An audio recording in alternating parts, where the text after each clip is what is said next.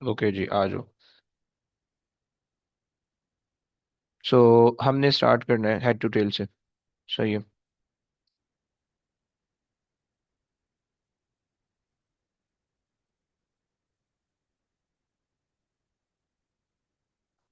Head to tail rule, okay. अच्छा जी। अब हेड टू टेल रूल का सीन ये है कि भाई सिंपल से चार मैंने पॉइंट्स बनाए हुए रट्टे लगाने के लिए। सही है। सो पहला पॉइंट ये है कि भाई make any one vector as the reference vector. Reference vector पहला काम हो गया। सही है। सेकंड चीज, place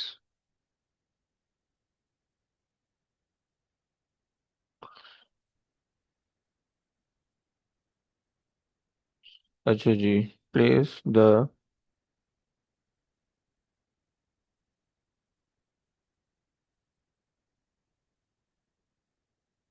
tell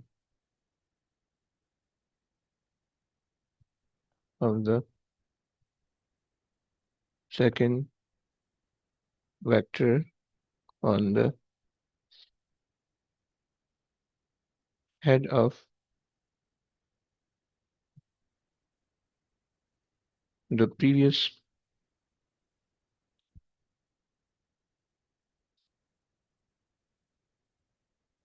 vector.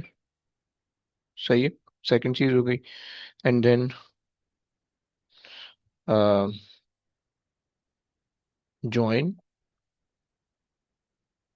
the first vector with the second vector. Okay, that will be your resultant. That will be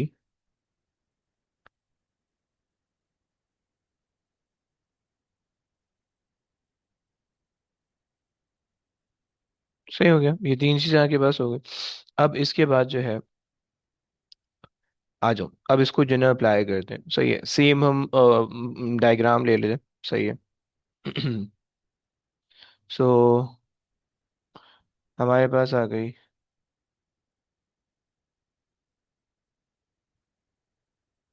सही है। लेट्स से हमारे पास एक ऑब्जेक्ट है। सही है। इस ऑब्जेक्ट पे फोर्सेस लग रही है। सही है। एक फोर्स लग रही है 10 न्यूटन की। सही है। At an angle of 30 degrees. सही है। सही है। एक फोर्स लगी है 45 डिग्रीज की। एट एन एंग एट एक फोर्स लगा लेते हैं 20 न्यूटन की। At an angle of 45 degrees. Okay. 45 degrees, fine. सही हो गया। मुझे इनका रिजल्टेंट निकालना है। सही है, using the head to tail rule. Okay.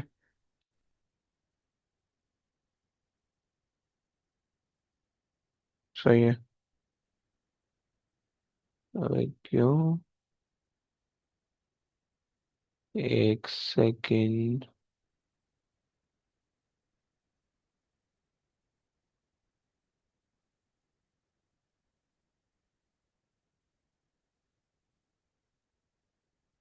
सही है। अच्छा जी, अब क्या करोगे?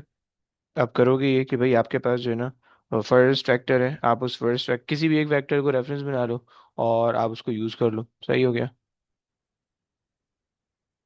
सो अगर आपने लेट से, मैं अगर पहले वेक्टर को रेफरेंस बनाता हूँ। सही है। सो पहले वेक्टर को आपने यहीं पे रहने दिया रेफरेंस के तौर पे। सही है। At an angle of 10 newton. सही है। अच्छा मुझे एक सेकंड देना जरा।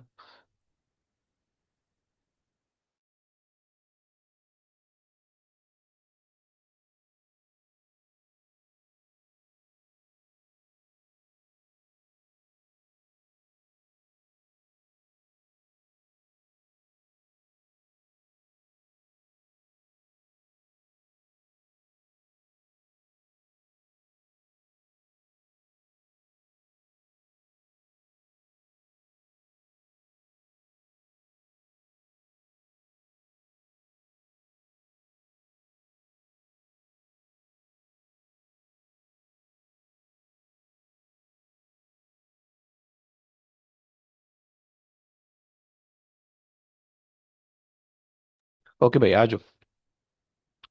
तो ये हमारे पास आ गया 10 न्यूटन का, सही, at an angle of 30 degrees. सही हो गया। अच्छा, so this is the head. तुम्हें पता होना चाहिए कि जो भी वेक्टर होता है, जो भी वेक्टर होता है, उस वेक्टर के अंदर जो है, ये तुम्हारे पास हेड बनता है। सही है। ये तुम्हारे पास टेल बनता है। सही है। और ये जो लेंथ है, ये लेंथ तुम्हारे पास जो है, ये इसका साइज बनती है, मैग्नीट्यूड बनता है, राइट। मैग्नीट्यूड। राइट। और ये जो डायरेक्शन है, ये हेड बेसिकली तुम्हें डायरेक्शन बता रहा होता है, राइट। सही हो गया। ये चीज समझ में आती है। तो ये हमारे पास थोड़ा सा कॉन्सेप्ट है। अच्छा जनाब, अब हमने पहले वाले वेक्टर को बिल्कुल एग्जैक्टली वैसे ही छोड़ दिया, सेकंड वाले वेक्टर को on the head of the first रख दिया। सही है। तो आप उसके लिए जो है ना, थोड़ा सा एक क्रॉस बना लो। सही, ईसाइयों वाला क्रॉस नहीं है भाई, ये अपना मुसलमान वाला क्रॉस है, ये बल्कि फिजिक्स वाला क्रॉस। सही है। और सेकंड वेक्टर को रख दिया आपने on the head of the first vector. 20 Newton बड़ा है, तो जरा उसका मैग्नीट्यूड आप बड़ा बना लो, लेंथ बड़ी बना लो। सही है। ये आ गया मेरे पास 20 न्यूटन का। सही है, 20 न्यूटन का। सही हो गया। और at an angle of 45 degrees, right, from the horizontal. So 45 degree यहाँ से आएगा। सही, ये आ गया 45 degree from this point. Okay, 45 degrees. Okay. Resultant बनाना है, रिजल्टेंट बनाने के लिए तुम ये ज्वाइन कर लो इस तरह से। सही हो गया। ये तुम्हारे पास हो गया रिजल्टेंट। सही है।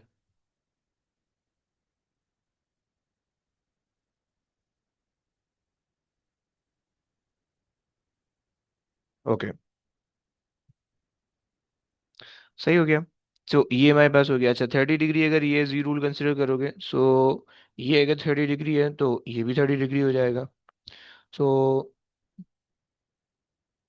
This become 30। सही है। सो अब आपके पास जो है ना, अब एक वेक्टर ट्राइंगल बन गया कि जिसके अंदर जो है 45 + 30 डिग्री करोगे तो 75 डिग्री बन जाएगा इन द मिडल। ये 75 डिग्री बन गया। सही हो गया। और आपके पास जो है ना, कोसाइन रूल आप लगा के सॉल्व कर लोगे, राइट। सो अब आप क्या फार्मूला होता था, अगर तुम लोग को फार्मूला याद है, हम कहते थे कि भाई cos theta is equals to, अच्छा ये हमारे पास बन जाएगा रिजल्टेंट। ओके, सही हो गया। So cos theta is equals to 10 का स्क्वायर प्लस 20 का स्क्वायर माइनस रिजल्टेंट का स्क्वायर डिवाइडेड बाय 2 × 10 × 20, राइट। और यहाँ से आप सॉल्व कर लो। सही हो गया। अच्छा, थीटा की वैल्यू हमें पता है कि 30 + 45 है थीटा की value. So cos 75 is equals to, ये हो जाएगा 100 प्लस ये हो जाएगा 400 minus R square divided by 400, right, and then solve it. सही हो गया। सो आपके पास हो जाएगा 400 cos 75 is equals to 500 minus R square. सही है। So R square would be 500 और माइनस 400 cos 75, राइट। सॉल्व कर लो, रूट कर लो, आंसर निकाल दो। सही है। 500 माइनस 400 cos 75, राइट। बता दो भाई कितना आता है।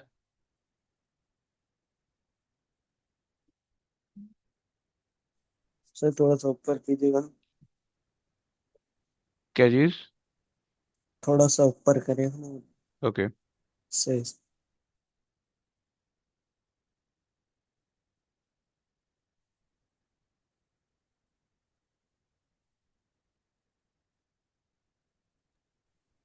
19.911 आ रहा 19 कोसाइन रूल लगा ना सर। कोसाइन रूल लगाया, जी भाई, जी भाई। सर ये वाला भी तो लगा सकते थे, 20² + 10² हाँ हाँ, वो भी कर, वो रीअरेंजमेंट है ना, सिर्फ वो रीअरेंजमेंट है, सिर्फ आप जैसे भी करना चाहो। सही। सही हो गया।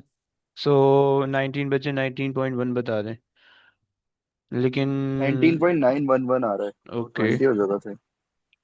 20 आप ले रहे हो, फाइन, न्यूटन। सही हो गया। अब एक और ले लो भाई, एक और वेक्टर डायग्राम ले लो। मेरे पास जो है ये फोर्स है, सही है, एक 50 न्यूटन की, सही है। और ये एक फोर्स है इस एंगल में, सही है। और सर, डे- है, क्या बोल रहा है भाई? ये फॉर्म ये जो फॉर्मूला लगाया था ये हाँ है हाँ किस चीज का? हाँ। भाई कोसाइन रूल है, कोई फॉर्मूला थोड़ी है। ओ लेवल्स की मैथ्स के अंदर पढ़ा होगा, याद है? भूल गए ओ लेवल्स की मैथ्स? ओ। जल्दी बता, जल्दी बता, भूल गया कि याद है? भूल गया तो बता, मैं याद कराता हूँ। यस, वेरी गुड, कोई बात नहीं। याद करवाता हूँ। ओके, देखो सीन ये होता है कि तुम्हारे पास जो है अगर कोई ट्रायंगल है, सही है। अगर वो ट्रायंगल 90 डिग्री वाला नहीं है, सही है, कोई ट्रायंगल है अगर वो राइट एंगल ट्रायंगल नहीं है, सो उस राइट एंगल ट्रायंगल के ना होने की वजह से अगर तुम्हें उसकी एंगल या साइड निकालना है, you have to use either the sine rule और the cosine rule, right.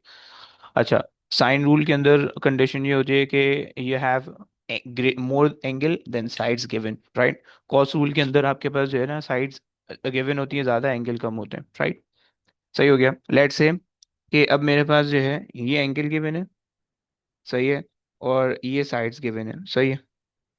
So this angle theta and A B are the sides given, सही है। सी मुझे नहीं गिवन है, सही है। अब मैं इसके लिए क्या फॉर्मूला क्या लिखूंगा?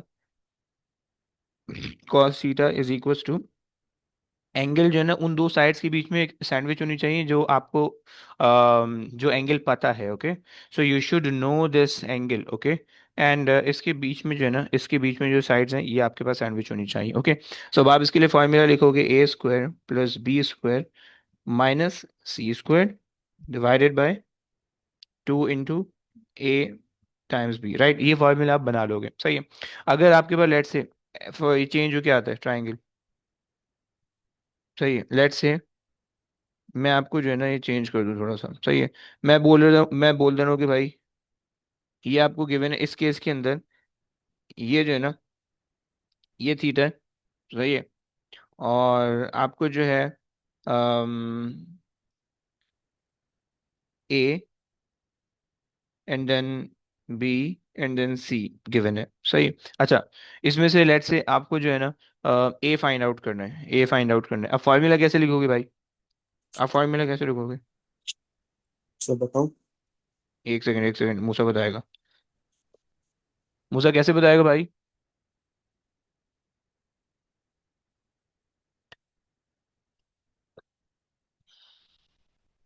देखो, पहले जो है ना वो दो एंगल आ जाएंगे कि जो वो दो साइड्स आ जाएंगी जो एंगल के बीच में, सही है। सो ए स्क्वायर, सॉरी, अब इस केस के अंदर बी स्क्वायर प्लस सी स्क्वायर, राइट, उनको सम अप कर दिया आपने, माइनस जो आगे वाली अलग वाली साइड है उसको ये ले लिया, स्क्वायर कर दिया आपने, and divided by 2 B C, ये हो गया, सही हो गया।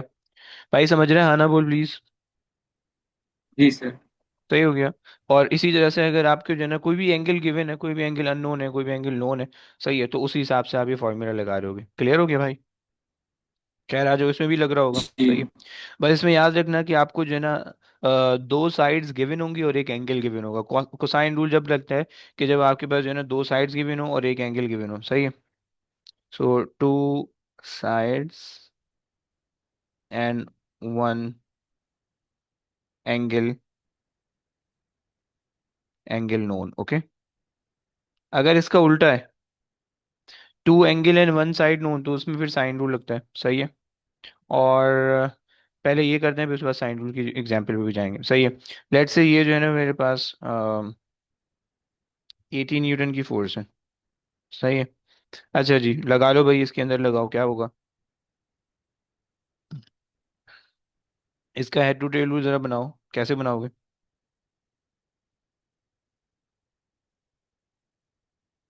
पहले वाले किसी भी एक को रेफरेंस पिक कर लो, राइट। या तो 50 को रेफरेंस ले लो या 80 को रेफरेंस ले लो, मैं 80 को ले रहा हूँ, ओके। मैंने 80 को रेफरेंस लिया। 80 को रेफरेंस लेने का मतलब ये है कि भाई 80 वाली जो फोर्स है वो तो आप ऐसे ही बना दोगे, ऐसी बन जाएगी इसी डायरेक्शन में, सही। थोड़ी सी बड़ी बना रहा हूँ क्योंकि 80 का मैग्नीट्यूड बड़ा होना चाहिए और 50 का छोटा होना चाहिए, सही है। अच्छा जनाब, फिर उसके बाद जो है, एक सेकेंड, उसके बाद क्या है, this is the first rule. पहला रूल मैंने क्या बोला था, कि make any vector as a reference vector, और जो रेफरेंस वेक्टर होगा वो अपनी उसी पोजीशन पे रहेगा, राइट। मैंने 80 को रेफरेंस बना लिया, ओके। फिर उसके बाद क्या करना है, कि place the tail of the second vector on the head of the first vector, सही है।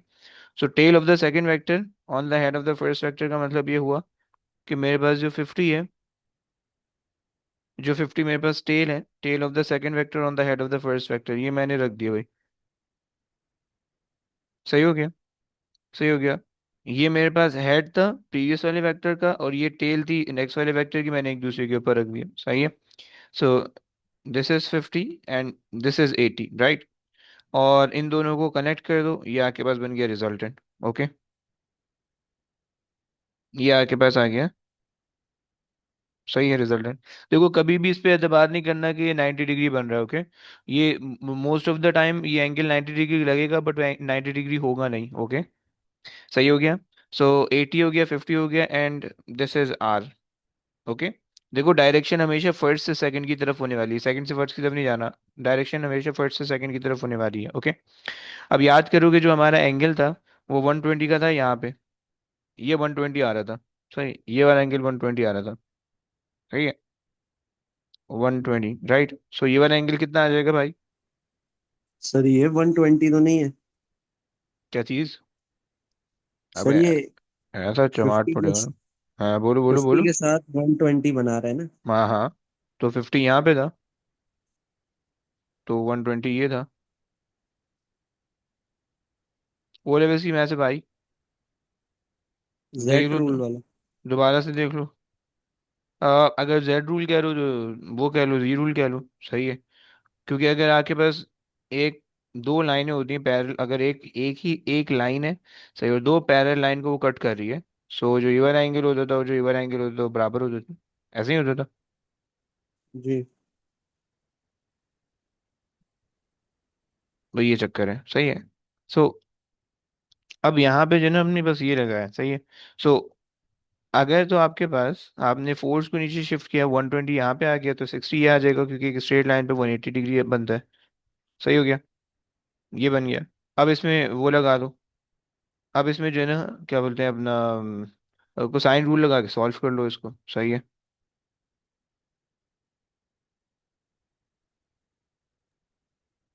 सही है। तो ये जो हम मैग्नीट्यूड लिख रहे हैं वेक्टर्स का, तो हम्म। इसको 80 न्यूटन जो है, तो उसको हम सेंटीमीटर में उसको स्केल बना के नहीं लिखते हैं, अबे मतलब वो, ये ऐसे ही लिखेंगे। अभी अब नहीं करो, अभी फायदा नहीं है। कर सकते हो वैसे, लेकिन अब फायदा नहीं है, अभी बहुत लंबी होगी।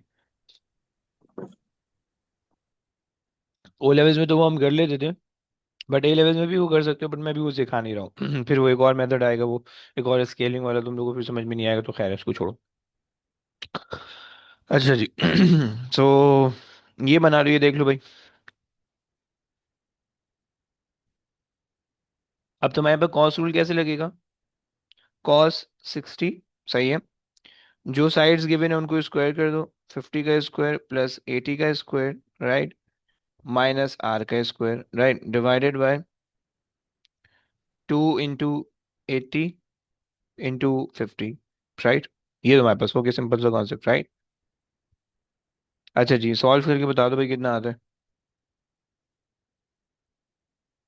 अच्छा जी, आर मेरे पास, मैं यहाँ पे ले आऊँगा आर को, सही है। 50 का स्क्वायर हो जाएगा 2500, 80 का स्क्वायर हो जाएगा 6400, सही है। और उसके बाद जो है माइनस, अच्छा जी, 8 पंजे 4, सही है। 8 5 40, और 2 0, 4000 इंटू 2, 8000, कॉस 60, सही हो गया। 10 आ रहा है बच्चे, 10 बता रहे हैं।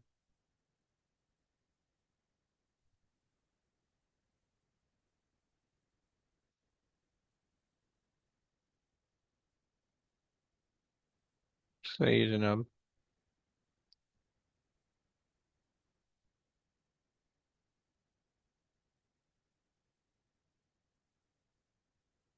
आई एम गेटिंग 70 भाई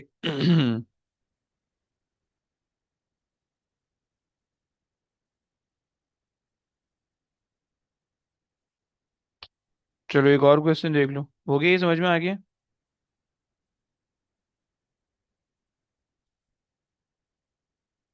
हाँ जी बच्चों, समझ में आ गया। तीसरे आगे बस एक और क्वेश्चन कराते हैं ऐसे ही। करने का ना। अच्छा जी, लेट्स से कि मेरे पास जो है, मेरे पास जो है ना, एक वेक्टर ये है, सही है, कि जिसका एंगल जो है, अच्छा, और एक वेक्टर ये है,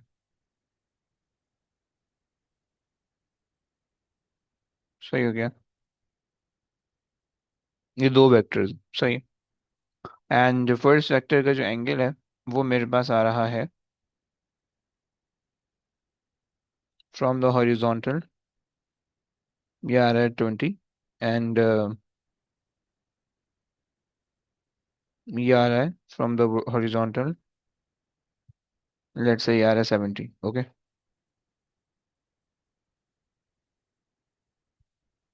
70, फाइन। और इनके मैग्नीट्यूड्स मैंने तुम्हें दे दिए, 60 और 45, सही है। ये मैंने इनके मैग्नीट्यूड आपको दे दिए, सही है। अब सबसे पहले आपने क्या करना है, इनका वेक्टर बनाना है, सही है भाई। वेक्टर बनाने के लिए क्या करोगे, किसी भी एक को रेफरेंस बना लो, दूसरे को उसके हेड पे रख दो, सही है। मैं जो हूँ ना, मैं पहले वाले को जो है, ये चलो दूसरे वाले को मैं 45 वाले को मैं रेफरेंस बना रहा हूँ, राइट। 45 वाले के रेफरेंस बनाने का मतलब ये है कि वो अपनी उसी पोजीशन पे, उसी एंगल पे, उसी डायरेक्शन में रहेगा, कुछ भी छेड़खानी नहीं करनी उसके अंदर, सही है।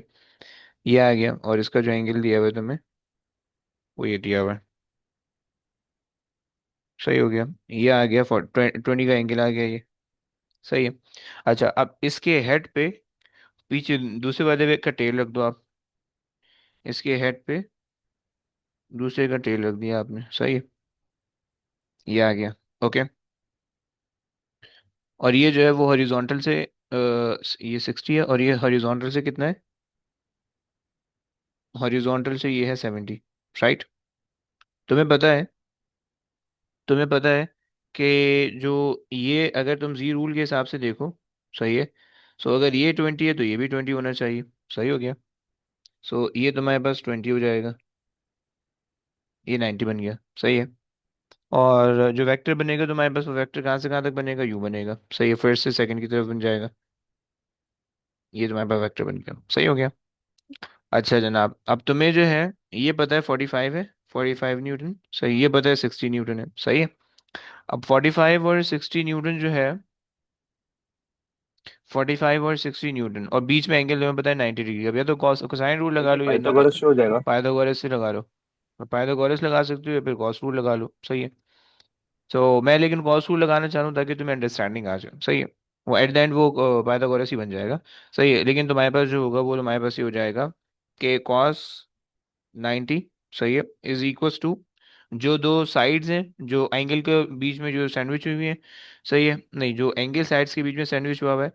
सो ये तुम्हारे पास आ गया 60 square plus 45 square minus R divided by 2 into 60 and then 45, okay. ये तुम्हारे पास आ गया, सही है। कॉस 90 होता है 0, सही है। 0 मल्टीप्लाई बाय ये सारी चीज़ें करोगे तो वो सब कुछ 0 हो जाएगा, सही है। सो पीछे क्या बच गया, पाइथागोरस थ्योरम बच गया, सही है। 60 square plus 45 square minus R square, okay. So R is equals to √60 plus 45 का स्क्वायर, सही। चलो ये कर लो भाई।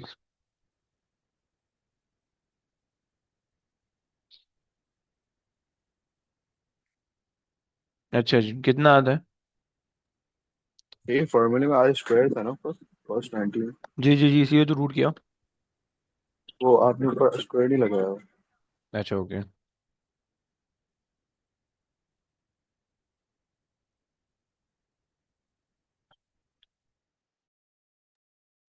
ओके भाई, कितना आ गया?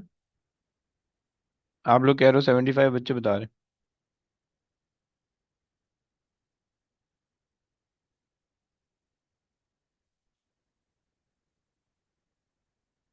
75 आ रहे हैं,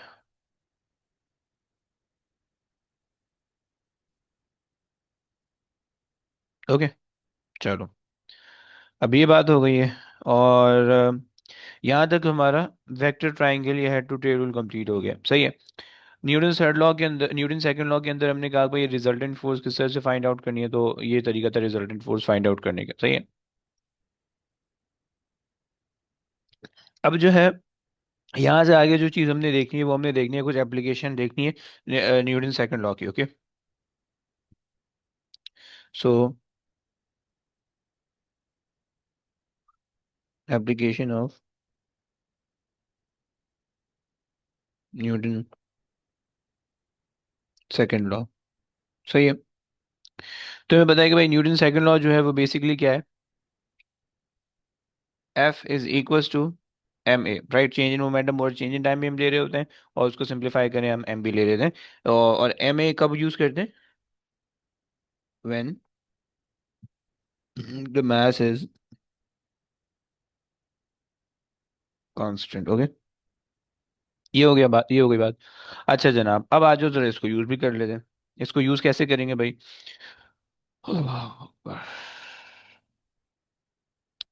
लेट्स से कि भाई तुम्हारे पास एक गाड़ी चल रही है रोड पे, सही है। अब कुछ सिनेरियोज इसके बना लेते हैं, सही है। So a car is travelling on the road, सही है।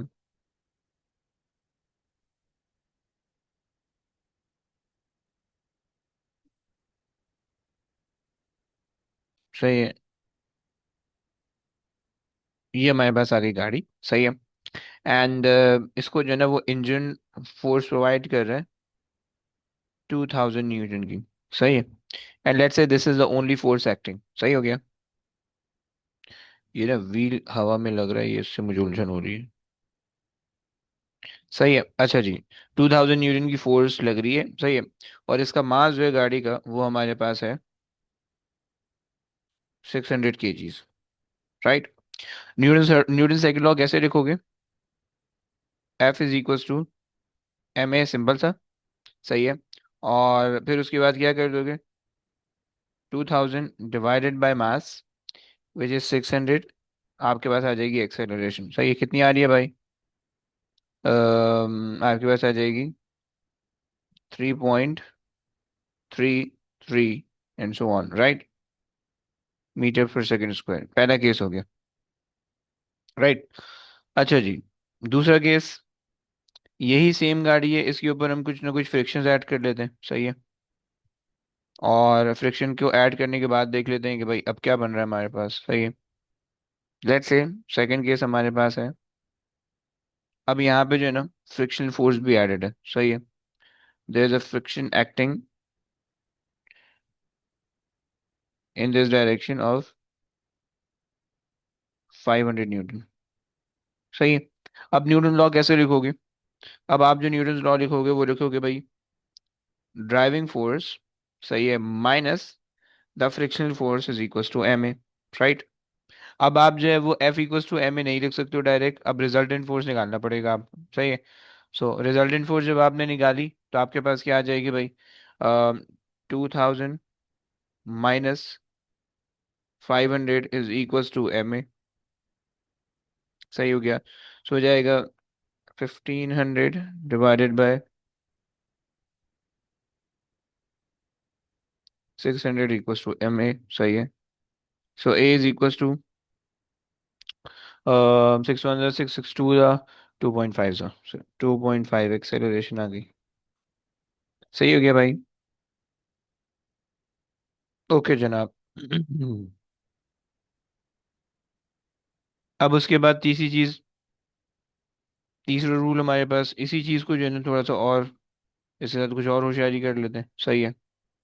सही है, अगर मेरे पास ये है, सही है, और मैं इसको जो है ना मैं इस पे एक और फोर्स लगा दूं, दो फोर्सेस लगा रहे थे, सही है। एक फोर्स ये रेजिस्टिव फोर्स लग रही है, सही है, जो कि हमने लगा दी 300 न्यूटन की, सही है। और एक पुलिंग फोर्स इसको लग रही है इस डायरेक्शन के अंदर, सही, एक पुलिंग फोर्स है p न्यूटन की, सही है। सही दैट कि इसकी एक्सेलरेशन जो है वो हमारे पास है 5 मीटर पर सेकेंड की, right. p is such that car's acceleration is 5 meters per second square, right. अब आपने क्या करना है, फाइंड पी। सही है। अब क्या करोगे भाई, अगेन आपने न्यूटन सेकंड लॉ लिखा। न्यूटन सेकंड लॉ क्या कहता है, resultant force equals to M है। रिजल्टेंट फोर्स आपके पास है driving force plus pulling force minus friction friction force equals to M है, राइट। ये लिख लिया आपने। सही। ड्राइविंग फोर्स आपके पास कितनी आ रही है भाई, 2000 आ रही है। पुलिंग फोर्स कितनी आ रही है भाई, 300 पी आ रही है, वो आपको नहीं पता। माइनस फ्रिक्शन आपके पास आ रही है 300 इज इक्वल्स टू मास आपके पास है 600 kgs, और ये आपके पास आ रहा है 5। सॉल्व कर लो भाई पी के लिए। सो ये हो जाएगा 1700, वहाँ जाएगा -1700 हो जाएगा। सो 6 5 30, सो 3000 हो जाएगा, और -1700। सही है। So that gives me 1300 Newton. Okay भाई, ये बात समझ में आ गई? हाँ जी बच्चों, बात समझ में आ गई तुम लोगों को? जी सर। परफेक्ट, सही है। तो देखो रूल ये है कि जब भी न्यूटन सेकंड लॉ तुम्हें लगाने का बोले, एक्सेलरेशन निकालने का बोले, या कोई भी चीज़ निकालने का बोले, तो सबसे पहले जो है ना ऑब्जेक्ट बना लेना, उसके ऊपर सारी फोर्सेस आइडेंटिफाई कर लेना, राइट। और न्यूटन्स लॉ के लिए कंडीशन ये है कि जिस डायरेक्शन में एक्सेलरेशन पॉजिटिव है वहाँ की फोर्स भी पॉजिटिव लिया करोगे तुम, राइट। अब देखो, मुझे पता है कि इस डायरेक्शन के अंदर एक्सेलरेशन हो रही है, so I took the driving force and P positive and frictional force मैंने नेगेटिव लिया, राइट। अगर कोई बंदा फ्रिक्शनल फोर्स को पॉजिटिव ले और इन दोनों फोर्सेस को नेगेटिव ले, देन उसको क्या करना पड़ेगा, उसको यहाँ पे भी एक नेगेटिव साइन लगाना पड़ेगा, राइट, कि जिस डायरेक्शन को उसने लिया है उसके अगेंस्ट में या उसके ऑपोजिट में एक्सीलरेशन हो रही, राइट। अदरवाइज ये लॉ पे सही नहीं होगा। सही हो गया। अच्छा जी, इसी चीज को अब तुम लोग को लेके चलते हैं इंक्लाइन प्लेन पे, सही है। और यहाँ पे देखते हैं भाई,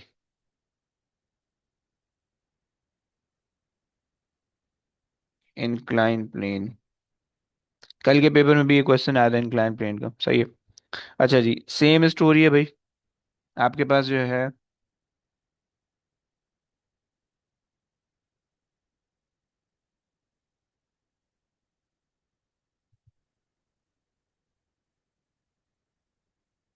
मैं भी इसको इंक्लाइन कर रहा हूँ।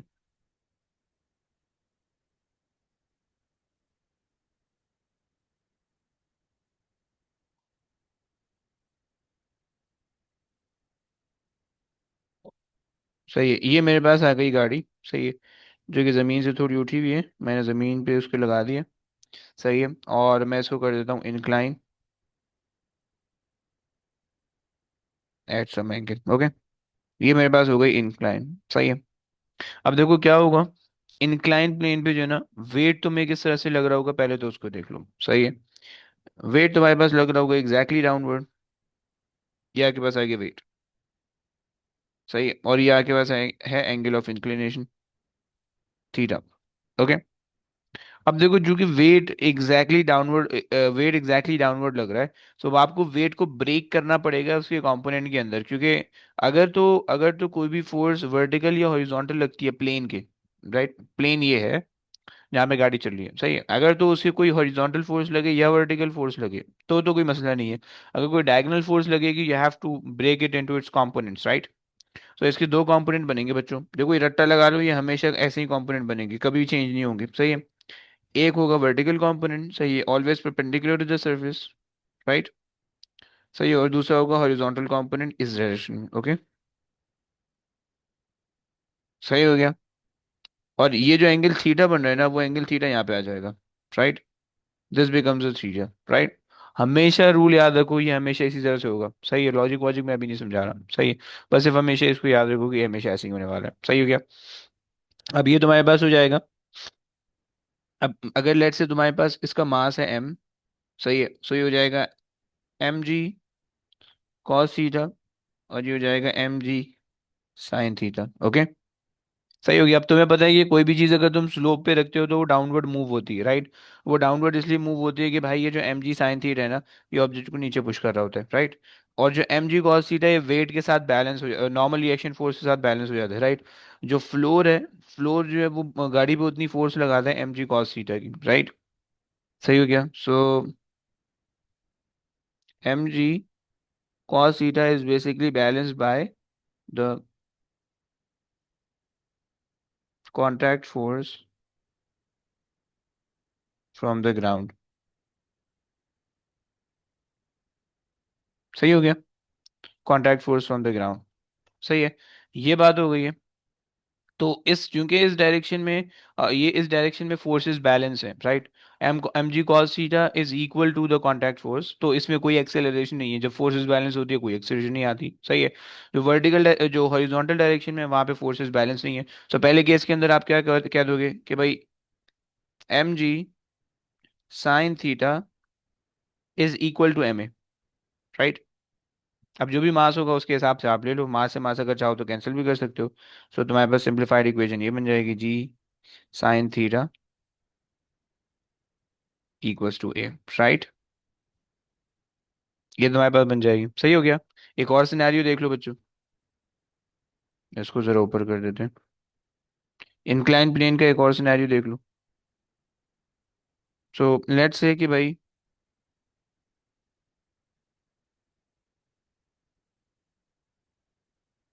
मेरे पास जो है एक और ये इंक्लाइन प्लेन दिया हुआ है, सही है। अब सीन ये है कि भाई गाड़ी जो है वो मेरे पास जा रही है ऊपर, सही। अब इसको सॉल्व कर लेते हैं, सही है। लेट्स से गाड़ी का मास है 500 न्यूटन, 500 केजीज, ओके। और गाड़ी मूव कर रही है ऊपर को, गाड़ी इधर को मूव कर रही है, सही है। with the engine providing the force of 1500 Newton, okay. And friction जो है वो नीचे लग रही है, फ्रिक्शन जो लग रही है वो लग रही है 200 न्यूटन की, सही है। और मैं आपसे बोल रहा हूँ कि भाई एक्सेलरेशन निकाल दो, सही है। अब जब आप एक्सेलरेशन निकालोगे उसके लिए आपको जो है ना, अच्छा थीटा मैंने आपको दिया हुआ है, लेट्स से थीटा मैंने आपको दिया हुआ है 30 डिग्रीज, ओके। सो अब सबसे पहले आपने क्या करना पड़ेगा, सबसे पहले जो है वो आपने इसके एंगल सबसे पहले आपने इसको सारी फोर्सेस को देखना पड़ेगा कि कितनी फोर्सेस, राइट। सो वेट के जो कंपोनेंट होंगे, वेट एग्जैक्टली यूं लग रहा है, इसके दो कंपोनेंट बन जाएंगे। एक वर्टिकल कंपोनेंट बन जाएगा। Vertical component for now useless है क्योंकि जो है वो बैलेंस हो रहा होता है फ्लोर के साथ। और हॉरिजॉन्टल कंपोनेंट जो है वो यूजफुल होता है हमारे लिए, राइट। ये बना दिया हॉरिजॉन्टल कंपोनेंट, सही है। सो अब horizontal component basically producing the backward force, theta हमारे पास ये आ गया, ये थीटा आ गया, सही है। सो अब आपको पता है कि एम जी का मतलब है 500 इंटू जी इंटू कॉस थीटा, सही है। एंड 500 इंटू जी, एंड ये हो जाएगा साइन थीटा, राइट। अब अगर आप इसको सॉल्व कर लो, सो सॉल्व करोगे तो तुम्हारे पास क्या बनेगा, कैसे सॉल्व करोगे भाई। तुमने किया कि भाई फॉरवर्ड फोर्स तुम्हारे पास आ रही है 1500, सही है। सबसे पहले अगर तुम वो रख दो, F resultant is equal to M A, सही है। फॉरवर्ड फोर्स तुम्हारे पास आ रही है 1500, राइट। बैकवर्ड फोर्स तुम्हारे पास आ रही है 200, राइट। एंड देन एक और बैकवर्ड फोर्स तुम्हारे पास आ रही है 500 इंटू 9.81 इंटू साइन थीटा 30 हो जाएगा, सही है। और is equal to M A कर दोगे, सही है, ओके। सही है, और सॉल्व कर लो अब आप। सही, 1500 - 200 करोगे तो 1300 हो जाएगा, सही है। Minus sine 30 is 1/2, so 250 into 9.81, सही है, is equals to M A आपके पास है 500 ए, सही है। अब आप सॉल्व कर लो, सही है। सो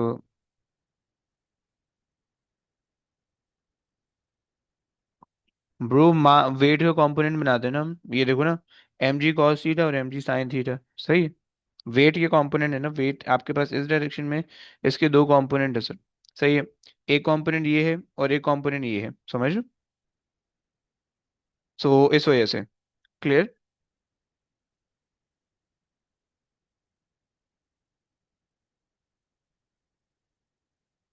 अच्छा जी, चलो।